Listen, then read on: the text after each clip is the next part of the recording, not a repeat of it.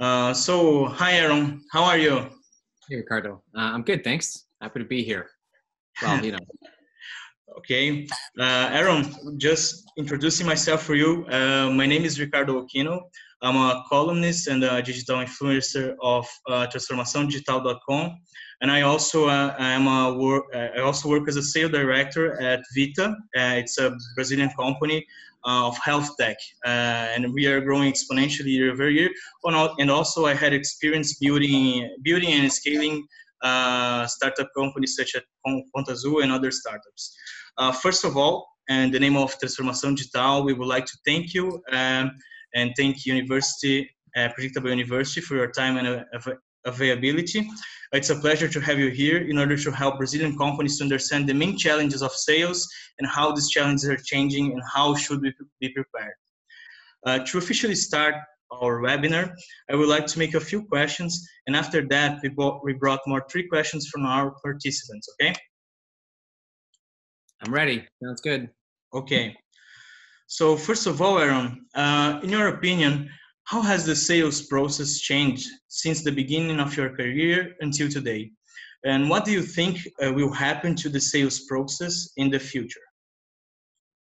Yeah, well, I started my career in sales, like professional sales, 2002, maybe 15 years ago. So really not that long ago in the scheme of selling. But even then, sales was still more of something you did to a customer. You sold, right? You tried to get them through a process. It was really, of course, you would work with them. But one of the things that's changed is today it is a lot more collaborative, where we really want salespeople to work with a buyer to do things together to make sure the buyer is buying the right product.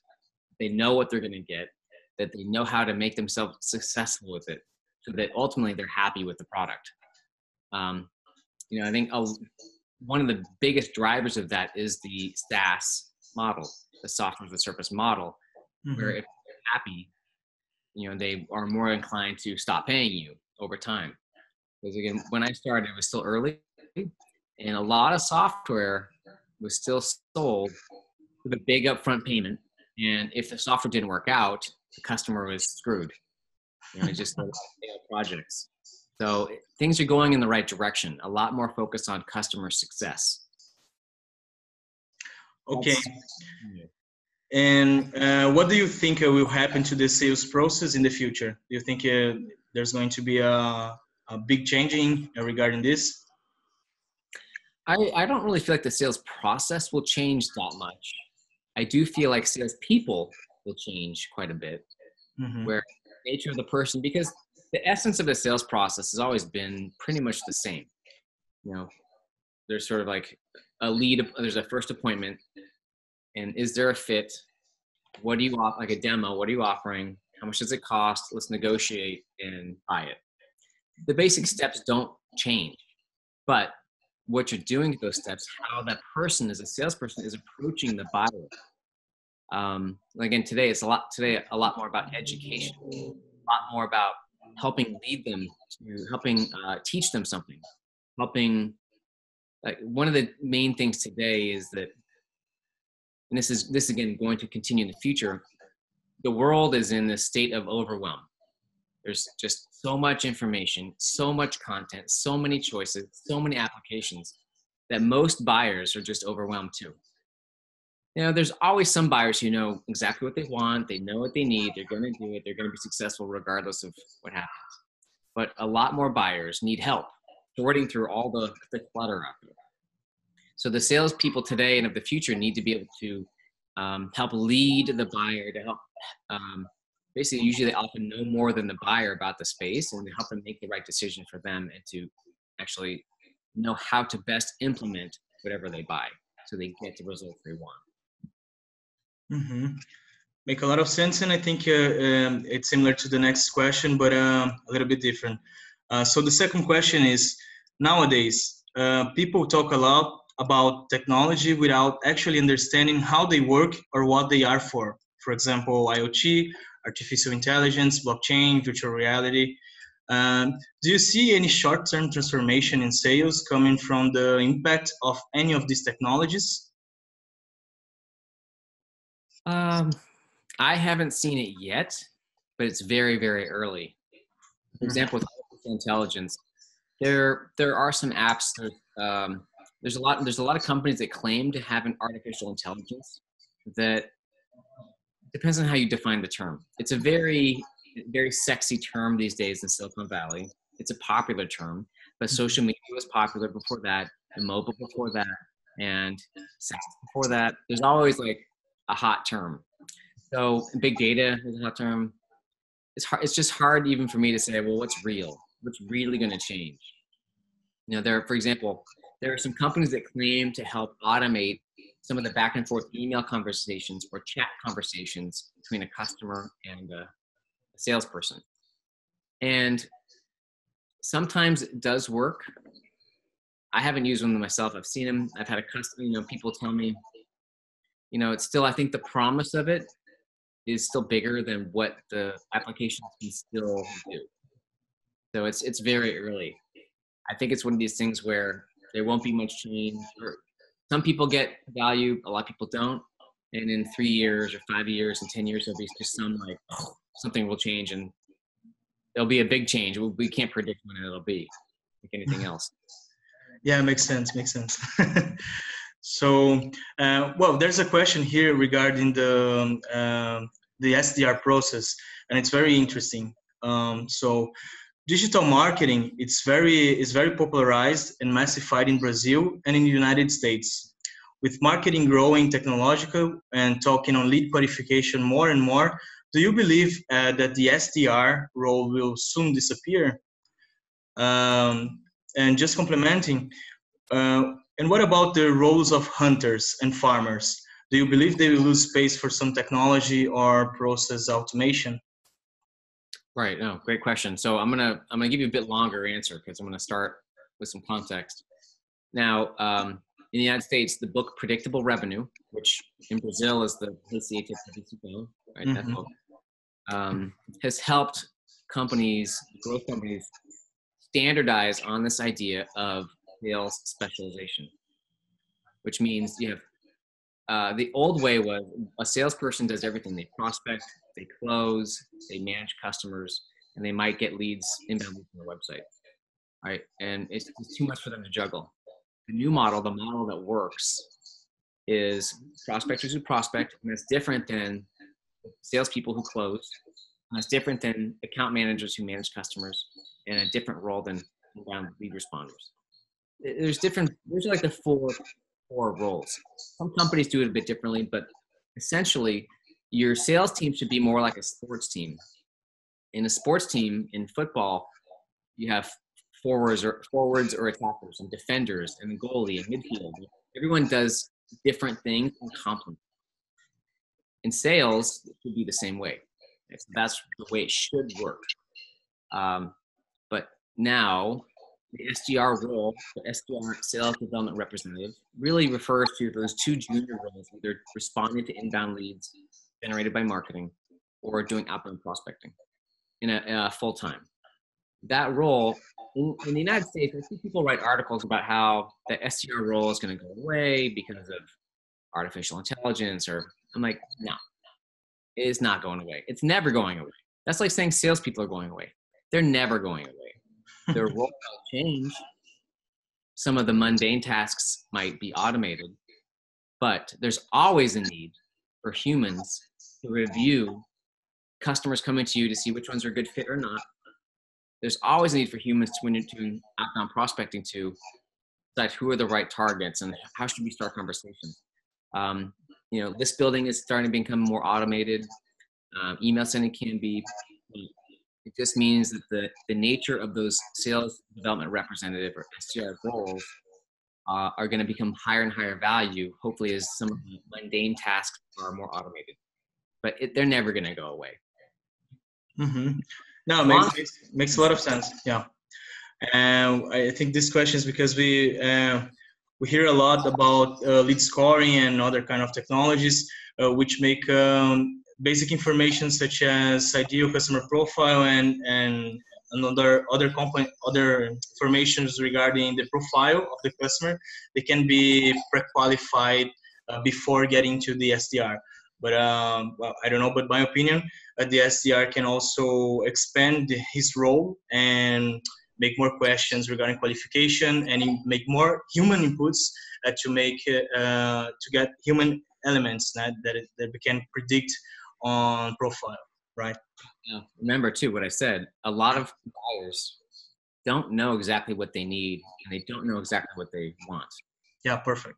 If every buyer knew exactly the product they needed and when they needed it, and etc., you would still need people, but a lot less.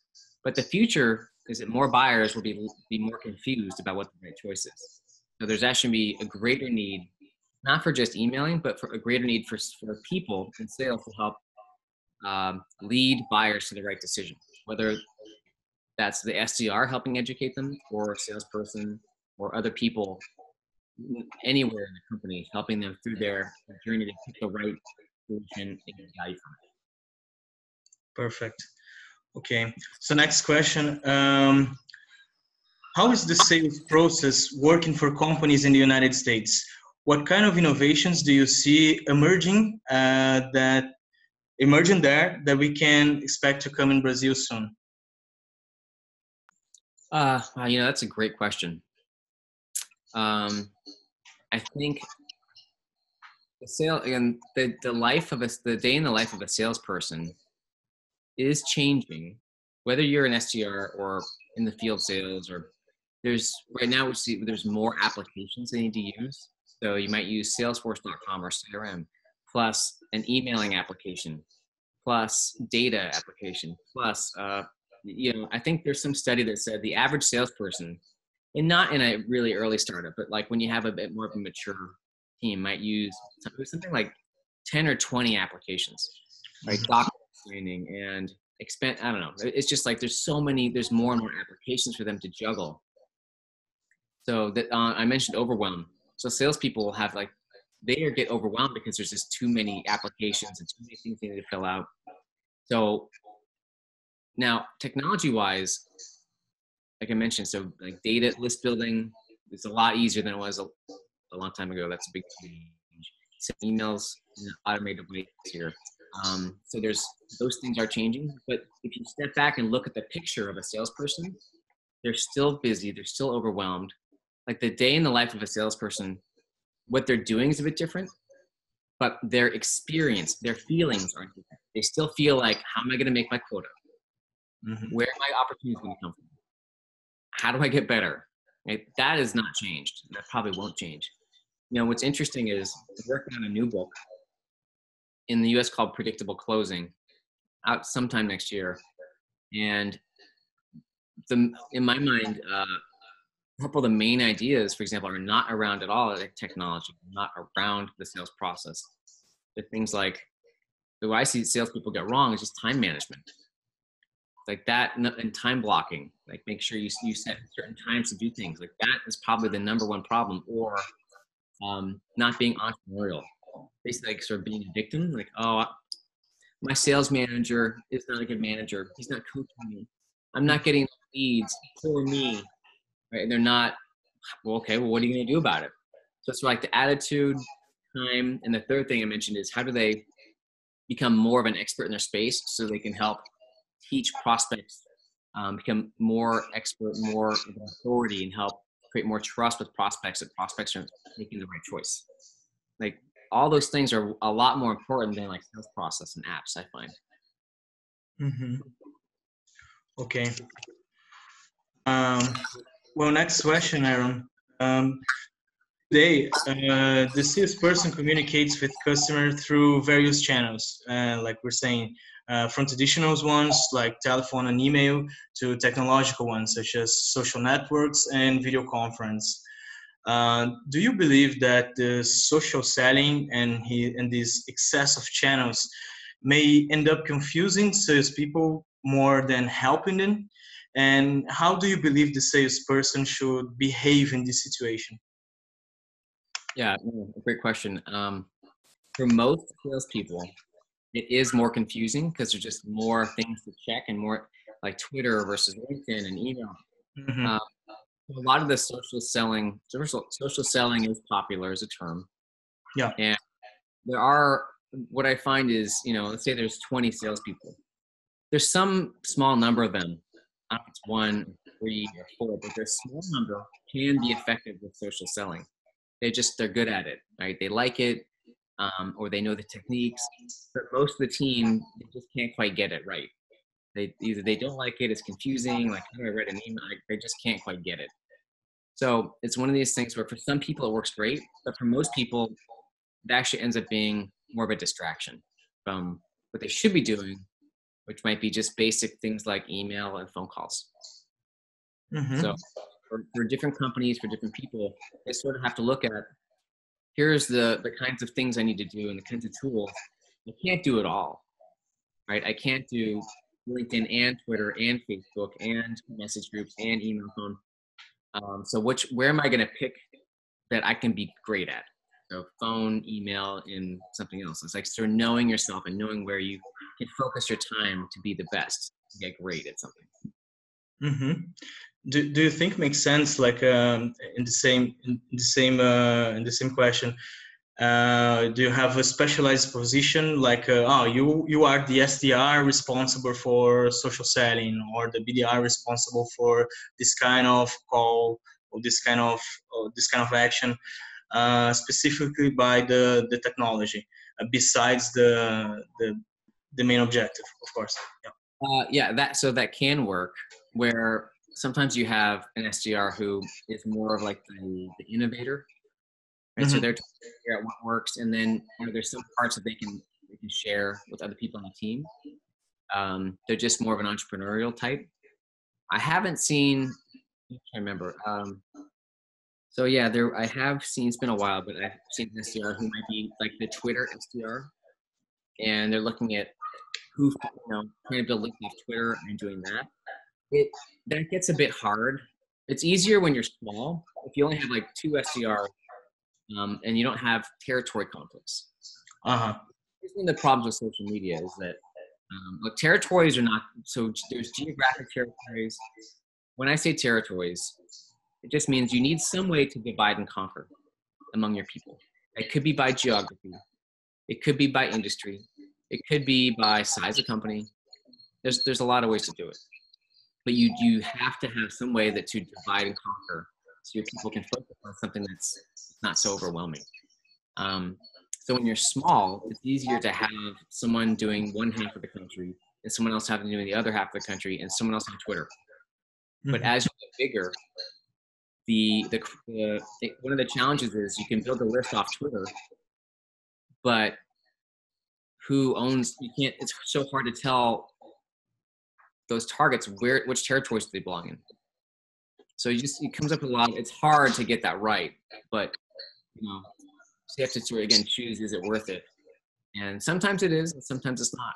So there are companies that have a lot of success on places like Twitter. A lot of them don't. Mm-hmm. Most companies struggle with something like Twitter or even LinkedIn, but some do great. So this is from knowing yourself as a company.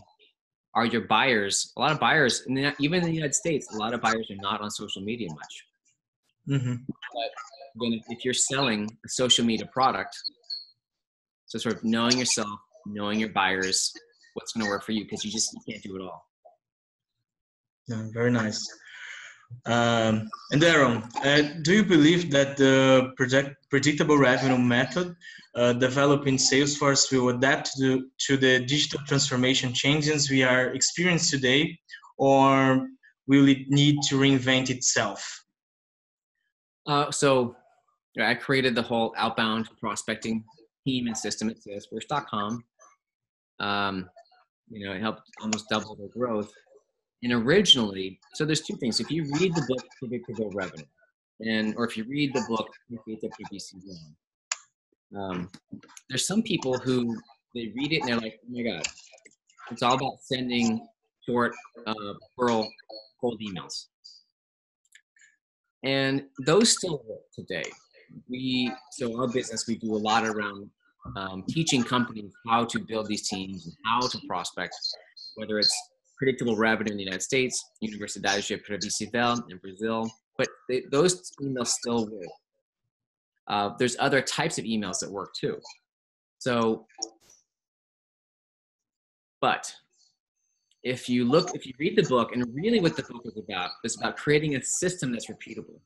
Whether it's using email, whether it's using phone calls, whether you're sending carrier pigeons, that's not the important thing. The important thing is it a repeatable process? When you define your ideal customer and you build a list and you send them some kind of message, whether it's over chat, email, call, and then you get an appointment and you basically pass it off. How do you make that repeatable? So the email technique had to be reinvented. But the predictable revenue system is, in terms of how you would think about it and your dashboards and your metrics and your people, that's not really going to have to change until people change, which they never change. They're people, basically people within people like 2,000 years ago. So. Okay, yeah, makes a lot of sense, Aaron.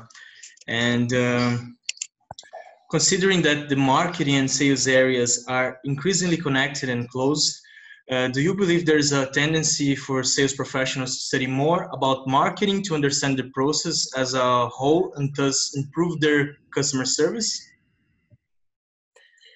It has been nice to see sales and marketing work more closely together. A lot of that, I think, at least in the United States, there's constant articles about the chasm or the divide between sales and marketing. A lot of that divide is created because there hasn't been this SDR role. Usually the number one most important way to help sales and marketing work together is with an SDR role. But the nature of sales today is salespeople need to be more aware of what's going on in the industry. There's so much more, there's blogs and videos, and so sort of more aware of what kinds of marketing is out there in education, what works. So in outbound, for example, usually you would use some short case studies as your marketing material. But it helps you to be successful in outbound if you have a good eye for what you think would appeal to the person you're trying to reach out to. So there are reasons why there's incentives for salespeople to become more adept at marketing and what works in marketing today. Mm-hmm. I would like to make a question for you also, Aaron. How do you recruit salespeople as a salesperson? What method do you use, and how do you make your assessment to choose the right salesperson? Okay, that's a hard question. I mean, there's no one answer, but there's a couple of things I could tell you, which is first, do you trust that? Would you buy something from that salesperson? Do you trust them? And if you don't, then you wouldn't hire them anyway. In other words, if you haven't hired salespeople before, you're probably going to make mistakes. I have not managed engineers or coders before. So if I tried to hire one, I probably wouldn't know how to hire one, really, like a good one. I'd have to rely on people who know them. So if you haven't hired them before, first you have to find someone, a friend, an advisor who has, to get help. Mm-hmm. And beyond that, if you're a small team getting started, usually like one of the things, and then so I don't have my other book, but there's the other book in Brazil that's out now, is Crescimento. Yeah, there's a section in that book about hiring. And like one of the things that is, a couple of the things actually that we find most important, one is, are they coachable? Like, do they want to learn? Are they open to ideas? Or are they stuck in their habits? That's one. And the other is, are they willing to take initiative? So do they need to have their hands full all the time to be told what to do? Or have they shown in the past some track record of, I'm going to go out, I'm going to fix this. I'm going to take some initiative. So if they're younger, coming out of college, usually would look for things like they might have started their own, like a side business or a nonprofit, or they might have taken responsibility in student government, or they might volunteer. But they've shown initiative someplace in their life. Mm-hmm. And that makes a big difference, especially when you're creating a new program, it's a new sales team, or a new prospecting team, or really anything new. Because you need people at those stages that don't have to be told what to do all the time. Mm-hmm. And some people can't. Nice. Aaron, there's an experience, my personal experience, and also I think there's a lot of companies doing exactly the same thing. When we begin to specialize the structures like SDRs or BDRs and account executives, we tend to use these structures to make a career plan of sales. And most of companies start hiring SDRs, then they go through another position, and they go through account executive and etc. There's a great challenge. There's a big challenge here. That is, if you use those positions as a planned career, how do you specialize senior, for example, senior SDR? Is there time enough to have a specialized SDR before he goes to his next position, or should we work in fixed structures and there's no planned career between those jobs? Yeah, well, there's it's a bit of a paradox with SDRs because often you want SDRs who are going to take initiative and be smart. And those are the type of people who are probably going to get bored after 6 months, 8 months, 12 months. Yeah. If you have people who aren't bored after 2 years, they're probably the wrong people. Now, in the States, what some companies have done is they have done, and some companies, depending on how fast you're growing and so on, sometimes people spend 8 to 12 months in this SDR role, sometimes 18 months to 2 years. But companies do often now try to divide it up, where there might be a 6 months. So there's different ways you could do. So there'd be like SDR1, SDR2, SDR3, with different gates or challenges to get to the next level, which could be experience. It could be how many demos you've set. It could be, going through what we call like a presentation test with your team. But once they start as a junior and they go to the next level, they have more responsibility. They might get paid more, but they have a higher goal. Or they might be allowed to go to trade shows, or they might be a team leader. It's an ongoing challenge, like keeping people interested and motivated. One other thing I say is keeping an SDR motivated and interested is not all the company's responsibility, right? The company is not the SDR's money. The SDR or salesperson need to take equal responsibility for keeping themselves interested and motivated. Right? They can't blame the company. They should work with the company, because ultimately only they will know what's interesting to them and what's going to work for them. And they need to work with the company and managers to keep it. Really, when people are learning, they're interested. When they stop learning, or there's no big goals, it's a lot harder. Yeah, that make a lot of sense. Thank you very much for your tips, Aaron. So I have 3 more questions from our participants. The first question is from Paulo Anaya. The company is called Open Census. Aaron, I have a company that sells a learning management system to schools and universities. How do you see the sales process for this market niche? Do you believe that its sales cycles takes too long? It has taken me about 6 to 18 months to negotiate within this market niche, and I wonder if I'm doing something wrong when closing sales. Well, yeah, if you're selling to government or public institutions, sometimes they take 6 to 18 months, and there's really nothing else you could do about that except come up with a different product or trial that makes it easy for them to say yes to the service. But because of their budget cycles, because of their planning, sometimes that is what it is.